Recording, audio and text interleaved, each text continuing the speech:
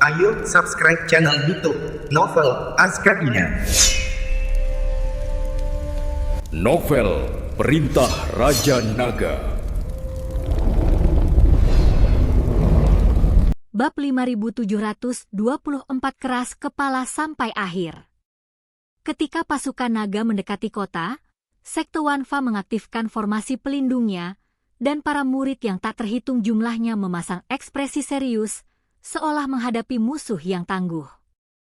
Master Sekte Wanfa, seorang tetua berambut putih dengan aura yang mendalam dan berada di puncak peringkat ketiga alam abadi surgawi, memimpin para tetua untuk menyambutnya di gerbang gunung. David. Master Sekte Wanfa membungkuk, nadanya tidak rendah hati maupun arogan. Aku tahu semua yang telah kau lakukan selama ini. Patung guru leluhur Sekte Wanfa kami adalah simbol garis keturunan kami yang berkaitan dengan nasib sekta. Aku tidak bisa menurutinya. Jika kau bersikeras, Sekte Wanfaku akan bertarung sampai mati. Di belakangnya, ribuan murid meraung serempak, cahaya magis mereka membumbung tinggi ke langit, menyatu menjadi tekad yang tak tergoyahkan. Sebagai sekte papan atas yang telah lama berdiri, mereka memiliki kebanggaan dan tujuan mereka sendiri. David menatap formasi bersenjata lengkap di hadapannya, matanya tetap tenang. Ia perlahan mengangkat tangannya, dan mutiara jiwa darah transformasi segudang muncul di telapak tangannya. Api jiwa penguasa iblis awan merah di dalam dirinya telah memadat hingga titik kritis, hanya membutuhkan setetes terakhir kekuatan jiwa murni dari patung leluhur sekte kuno untuk sepenuhnya memicu kesempatan membentuk kembali tubuh fisiknya. Untuk membantu penguasa iblis awan merah memulihkan tubuhnya, David tak punya pilihan lain. Aku berkata, suara David bergema jelas ke segala arah, mereka yang menaatiku akan makmur, mereka yang menentangku akan binasa. Sekte hukum seguda milikmu, apakah kau memilih kemakmuran atau kehancuran?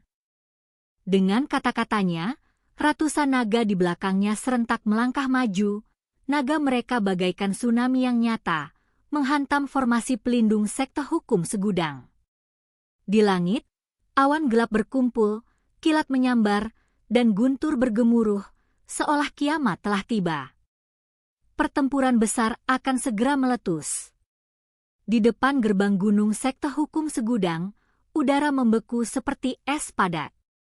Kata-kata David, mereka yang tunduk padaku akan makmur, mereka yang menentangku akan binasa, bergema bagai guntur dari langit, menggema di hati setiap murid sekte hukum segudang, membawa penindasan tanpa akhir dan hawa dingin yang menusuk tulang. Kekuatan pasukan naga yang mengerikan dan terus-menerus, bagaikan gelombang pasang yang nyata, menghantam gelombang demi gelombang formasi pelindung sekte hukum segudang yang bercahaya dan berselimut rune. Penghalang cahaya beriak hebat, memancarkan erangan ketegangan yang tak tertahankan. Master sekte hukum segudang, rambut putihnya berkibar liar, jubahnya berkibar dalam benturan aura yang dahsyat. Memiliki kilatan tekad di matanya. Dia tahu tidak ada jalan untuk kembali. Menyerahkan patung leluhur sama saja dengan menghancurkan garis keturunan sekte, membuat fondasi sekte hukum segudang yang telah berusia ribuan tahun tak berakar dan terombang-ambing. Tidak menyerahkannya berarti menghadapi dewa perang di hadapannya ini, yang memiliki kekuatan petir dan telah menghancurkan sekte yang tak terhitung jumlahnya. David. Suara Master Sekte Wanfa tiba-tiba meninggi, membawa tekad yang tragis. Sekte Wanfa kami telah berdiri selama 10.000 tahun, melewati badai dan cobaan, garis keturunan kami tak terputus. Hari ini, bahkan jika sekte ini runtuh dan sungai darah mengalir, kami tidak akan pernah membiarkan patung leluhur kami dicemarkan. Semua murid, patuhi perintahku. Hadir. Ribuan murid menjawab serempak, suara mereka membumbung tinggi ke langit, dipenuhi dengan tekad yang kuat untuk mati demi tujuan mereka. Semua hukum kembali ke asalnya, lindungi garis keturunan kami. Segel tangan Master Sekte Wanfa berubah, dan semua tetua dan murid di belakangnya secara bersamaan menuangkan kekuatan magis mereka sendiri ke dalam formasi besar. Perisai cahaya pelindung langsung bersinar terang, rune kuno yang tak terhitung jumlahnya muncul dan mengalir, mengembun menjadi rantai hukum, memancarkan aura yang tak terhancurkan. Pada saat yang sama, jauh di dalam sekte, patung giok putih leluhur tampaknya merasakan krisis, memancarkan cahaya jernih yang samar, menyatu dengan seluruh formasi besar, meningkatkan kekuatannya 3 poin lagi. Teguh sampai akhir. Tatapan David tetap tak tergerak, hanya ketidakpedulian yang dingin. Yang ia butuhkan hanyalah kekuatan jiwa murni yang terkandung di dalam patung itu. Bertahan atau matinya sekte hukum segudang tidak relevan baginya. Ia perlahan mengangkat tangan kanannya, tidak menggunakan pedang pembunuh naga, melainkan membuat gerakan menggenggam di udara. Hukum, lenyapkan. Kata-katanya menjadi hukum. Kekuatan tak kasat mata, tak berwujud, namun melampaui energi biasa, tercurah bagaikan merkuri, seketika menyelimuti seluruh susunan pelindung sekte hukum segudang. Inilah penerapan David yang lebih mendalam dari hukum-hukum dasar. Langit dan bumi yang terkandung dalam kitab suci emas Luo Agung. Di depan mata semua orang di sekte hukum segudang yang ketakutan, susunan pelindung mereka, penghalang cahaya yang menyilaukan, rune yang mengalir, rantai hukum yang padat, mulai runtuh dengan cepat dan menghilang dari tepinya, seolah-olah disapu oleh tangan raksasa yang tak terlihat. Bab 5725 Jalan Jahat. Bukan hanya hancur berkeping-keping, tetapi juga dinetralkan secara fundamental, dilucuti dari fondasi keberadaannya. Ini, kekuatan macam apa ini? Pupil Master Sekte Wanfa mengerut tajam. Ia merasakan koneksinya dengan formasi itu diputus paksa. Perbedaan tingkat kekuatan yang sangat besar mengirimkan rasa dingin di tulang punggungnya. Hanya dalam 3 tarikan napas, formasi pelindung Sekte Wanfa, yang cukup kuat untuk menahan serangan celestial immortal kelas 5, lenyap tanpa suara dan sepenuhnya, seperti gelembung di bawah sinar matahari, tanpa meninggalkan jejak. Serangan balik dari kehancuran formasi tersebut menyebabkan semua murid Sekte Wanfa yang telah mempertahankannya batuk darah, aura mereka langsung melemah. Tanpa perlindungan formasi, mereka langsung terpapar pada keganasan ratusan naga sejati yang tak tersamarkan. Aung. Si tua hitam memanfaatkan kesempatan itu, mengeluarkan raungan yang memekakkan telinga, dan menjadi yang pertama menyerang. Tubuh naganya yang besar runtuh seperti gunung, langsung menghantam menara gerbang megah Sekte Wanfa. Boom! Batu giok dan batu hancur berkeping-keping, debu beterbangan ke langit. Gerbang gunung, yang melambangkan 10.000 tahun kejayaan Sekte Wanfa, hancur menjadi debu di bawah kekuatan brutal Lao Hei. Bunuh! Suara dingin David bagaikan penghakiman terakhir. Pasukan naga bergerak. Bagaikan banjir yang meluap, bagaikan mesin perang yang canggih dan mengerikan, mereka langsung menenggelamkan gerbang gunung Sekte Wanfa. Api yang disemburkan naga api membakar paviliun dan menara, petir yang dipanggil naga guntur menghancurkan ruang meditasi, badai yang disambar naga angin menghancurkan upaya para murid untuk membentuk formasi pertahanan, dan napas dingin yang dihembuskan naga es mengubah area menjadi gurun beku. Para murid Sekte Wanfa bertarung mati-matian, berbagai mantra indah mereka bersinar terang, jimat dan harta magis beterbangan di mana-mana, tetapi di hadapan kekuatan, pertahanan, dan kemampuan ilahi bawaan para naga, mereka tampak begitu pucat dan tak berdaya. Perbedaan kekuatan individu yang sangat besar dan semangat juang yang luar biasa membuat pertempuran ini menjadi pembantaian sepihak sejak awal. David tidak ikut serta dalam pertempuran di bawah. Tatapannya menembus berbagai rintangan, mengunci bagian terdalam sekte hukum segudang, aula agung tempat patung guru leluhur giok putih bersemayam. Ia melangkah maju, sosoknya bagaikan hantu, mengabaikan semua serangan dan rintangan di sepanjang jalan. Ruang terasa kehilangan makna di hadapannya. Sesaat kemudian, ia muncul di aula yang hikmat dan megah. Di dalam aula, puluhan tetua berambut putih dengan aura kuat membentuk formasi mendalam, berjaga di depan patung giok putih. Patung itu tingginya sekitar 3 zhang, permukaannya hangat dan halus, wajahnya samar namun memancarkan pesona Tao yang dapat mencerahkan semua, tubuhnya mengalir dengan kekuatan keyakinan yang murni dan tak terbatas. Para bidah jahat, jangan pernah berpikir untuk menghujat guru leluhur. Mata tetua berjubah ungu yang memimpin tampak merah saat ia memanggil cermin Bagua, cahayanya menyala-nyala saat melesat ke arah David. David bahkan tidak melihatnya, hanya mengibaskan lengan bajunya dengan santai. Bang! Cermin Bagua yang tampak luar biasa itu, bersama dengan tetua berjubah ungu, dihantam seolah-olah oleh palu raksasa tak terlihat, langsung meledak menjadi titik-titik cahaya yang tak terhitung jumlahnya, wujud dan jiwa mereka musnah. Para tetua lainnya ketakutan, dan sebelum mereka sempat bereaksi, David telah mengulurkan tangan dan meraih patung giok putih itu. Hisap. Sebuah daya hisap tak terlihat menyelimuti patung itu. Patung itu bergetar hebat, permukaannya berkilat liar, mencoba melawan.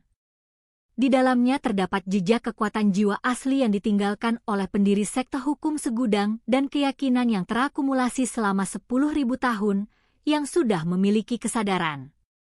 Seberkas sisa pun berani menghalangiku? Tatapan David menjadi dingin, dan kitab suci emas Luo Agung di lautan kesadarannya sedikit bergejolak, memancarkan aura hukum tertinggi. Bagaikan seorang rakyat yang berhadapan dengan seorang kaisar, tekad patung itu untuk melawan langsung runtuh. Pilar kekuatan jiwa berwarna putih susu yang sangat pekat dan murni ditarik paksa dari dahi patung, mengalir seperti 100 sungai ke laut, dan diproyeksikan ke mutiara jiwa darah transformasi segudang yang muncul di telapak tangan David. Tidak. Para tetua yang tersisa di aula berteriak putus asa, menyaksikan tanpa daya simbol sekte mereka, sumber. Garis keturunan mereka, kehilangan semangatnya dan menjadi redup serta tak bernyawa di depan mata mereka. Bab 5726, memulihkan tubuh fisik. David mengabaikan yang lainnya, fokus pada mutiara jiwa darah transformasi segudang. Dengan infus kekuatan jiwa primordial terakhir yang sangat berkualitas tinggi ini, mutiara darah tiba-tiba meletus dengan cahaya merah tua yang luar biasa menyilaukan. Bas, bas, bas. Mutiara darah bergetar hebat, dan api jiwa Raja Iblis awan merah di dalamnya mengembang dan memadat dengan kecepatan yang belum pernah terjadi sebelumnya.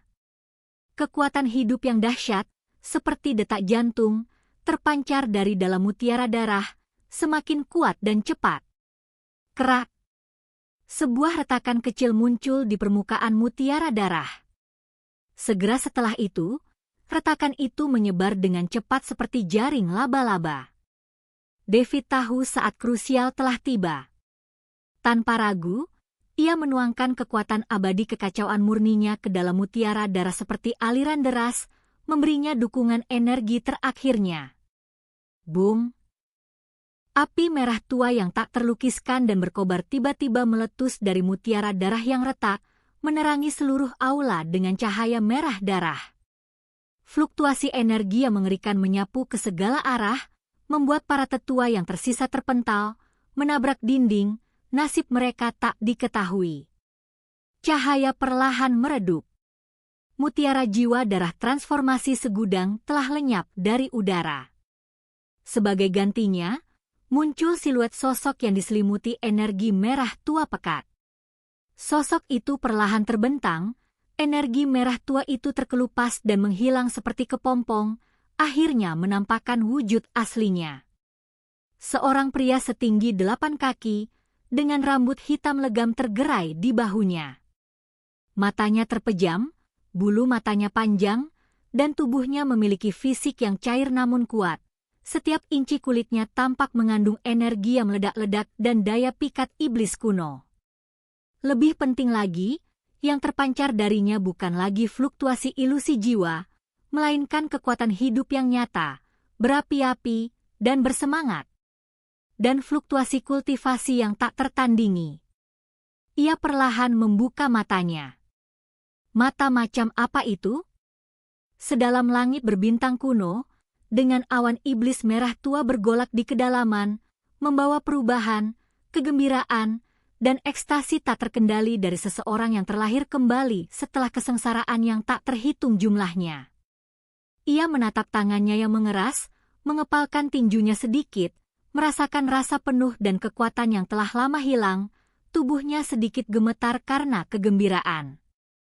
Kemudian, ia mengangkat kepalanya, tatapannya melewati aula yang hancur, dan melihat David berdiri di hadapannya, tangan di belakang punggung, sedikit senyum lega di wajahnya. Tanpa ragu, Raja Iblis Awan Merah Tua melangkah ke udara dan berdiri di hadapan David, wajahnya penuh kegembiraan. Wah, kau telah memberiku kehidupan kedua. Keanggunan dan kebajikan ini sebanding dengan langit dan bumi. Suara Raja Iblis Awan Merah terdengar kuat dan menggema, dipenuhi kesalehan dan kegembiraannya menggetarkan jiwa, bergema di aula kosong yang bobrok. Ia sangat berterima kasih kepada David. Melihat Raja Iblis Awan Merah yang telah mengeras di hadapannya, David dapat dengan jelas merasakan vitalitas dan kekuatan dahsyat yang terpancar darinya. Aku tidak menyangka kau akan mendapatkan kembali tubuh fisikmu, dan kau cukup tampan. David tersenyum tipis, kau telah banyak membantuku, dan kau telah memperbaiki keadaan. Demi aku, kau menghancurkan begitu banyak sekte di 9 surga.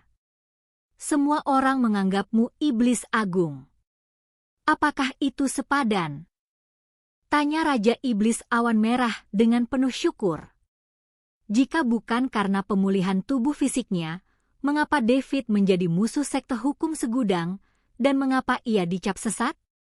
Hahaha, apa kau pikir aku peduli? David tertawa terbahak-bahak. Bocah, kau semakin menunjukkan aura Raja Iblis. Raja Iblis Awan Merah juga tertawa.